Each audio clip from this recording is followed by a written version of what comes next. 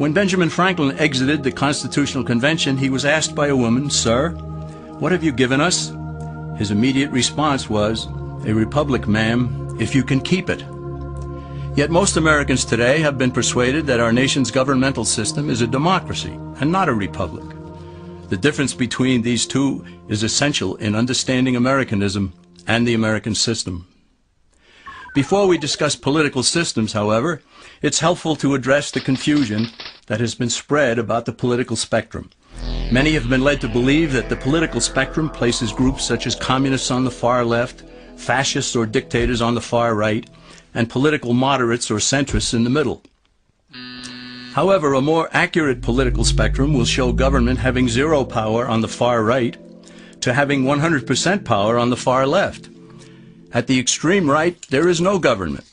The extreme left features total government under such labels as communism, socialism, Nazism, fascism, princes, potentates, dictators, kings, any form of total government. Those who claim that Nazis and fascists are right-wing never define their terms. This amounts to spreading confusion. Toward the middle of the political spectrum can be found the type of government limited to its proper role of protecting the rights of the people. That's where the Constitution of the United States is. Those who advocate such a form of government are really constitutional moderates. So let's analyze the basic forms of government. They are monarchy or dictatorship ruled by one, oligarchy ruled by a few, democracy ruled by a majority, republic ruled by law, and anarchy, which is ruled by no one. In discussing these five, we'll see that they can be narrowed down to even fewer. Looking first at monarchy or dictatorship, this form of government doesn't really exist in the practical sense. It's always a group that puts one of its members up front. A king has his council of nobles or earls, and every dictator has his bureaucrats or commissars, the men behind the scenes. This isn't ruled by one, even though one person may be the visible leader. It's ruled by a group. So let's eliminate monarchy, dictatorship, because it never truly exists. Oligarchy, which is ruled by a group, is the most common form of government in all history. And it is the most common form of government today. Most of the nations of the world are ruled by a powerful few, and therefore oligarchy remains. At the other end, we find anarchy, which means without government.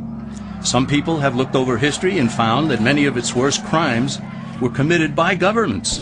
So they decided that having no government might be a good idea. But this is a mistake, because as the ancient Greeks stated, without law there can be no freedom.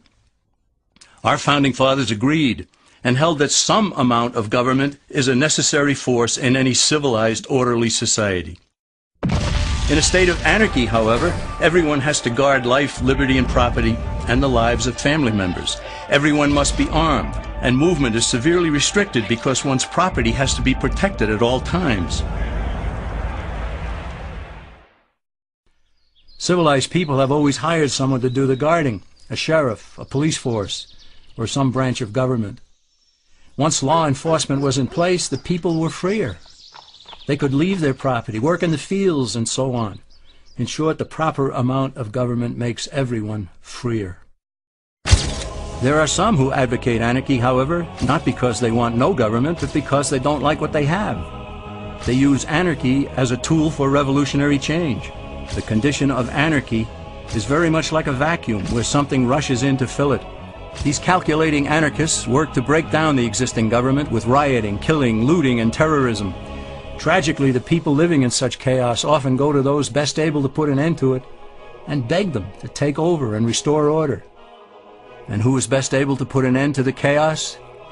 The very people who started it.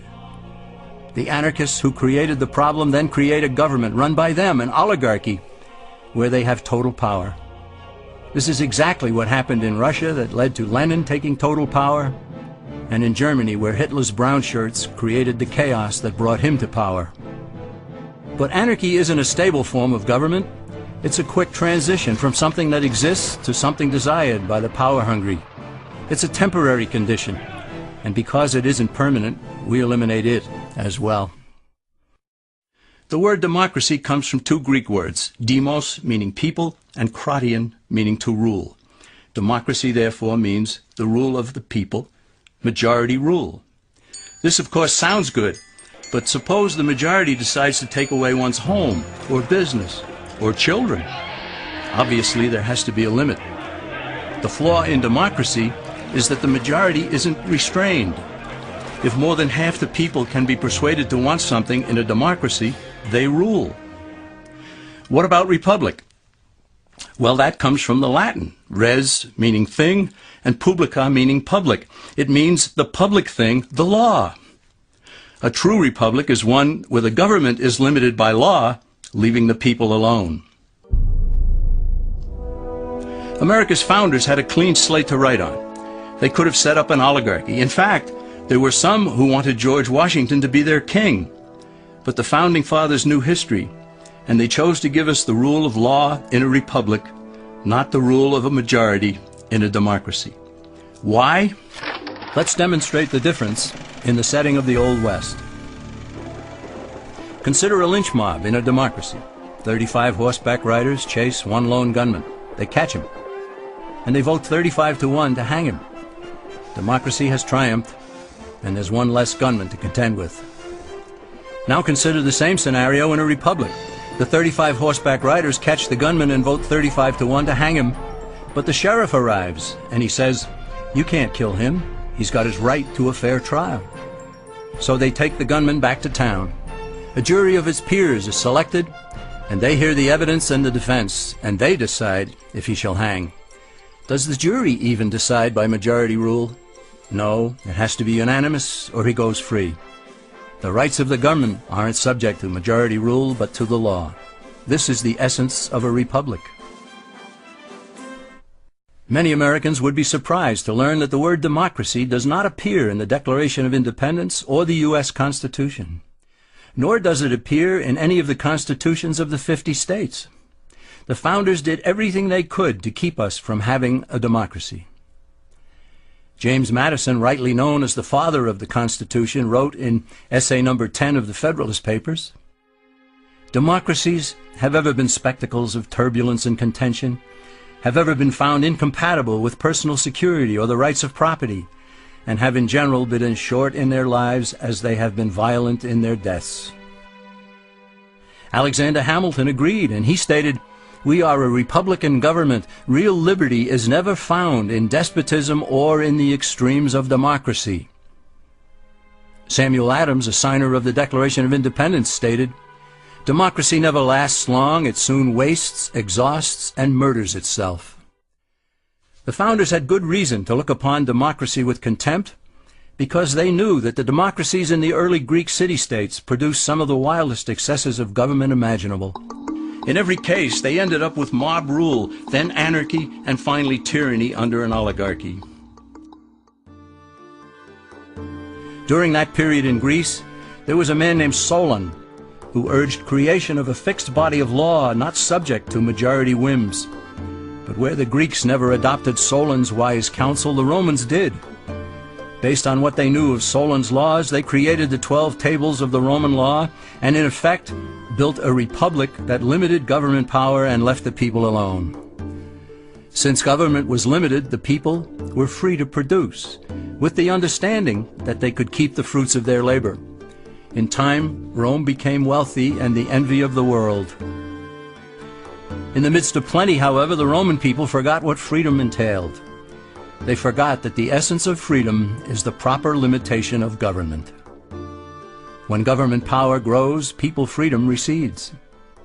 Once the Romans dropped their guard, power-seeking politicians began to exceed the powers granted them in the Roman Constitution. Some learned that they could elect politicians who would use government power to take property from some and give it to others. Agriculture subsidies were introduced, followed by housing and welfare programs. Inevitably, taxes rose and controls over the private sector were imposed. Soon, a number of Rome's producers could no longer make ends meet, and they went on the dole. Productivity declined, shortages developed, and mobs began roaming the streets, demanding bread and circuses from the government. Many were induced to trade freedom for security.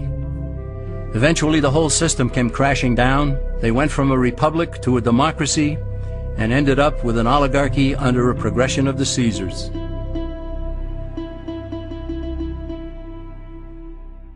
Thus, democracy itself is not a stable form of government. Instead, it is the gradual transition from limited government to the unlimited rule of an oligarchy. Knowing this, we as Americans are ultimately left with only two choices.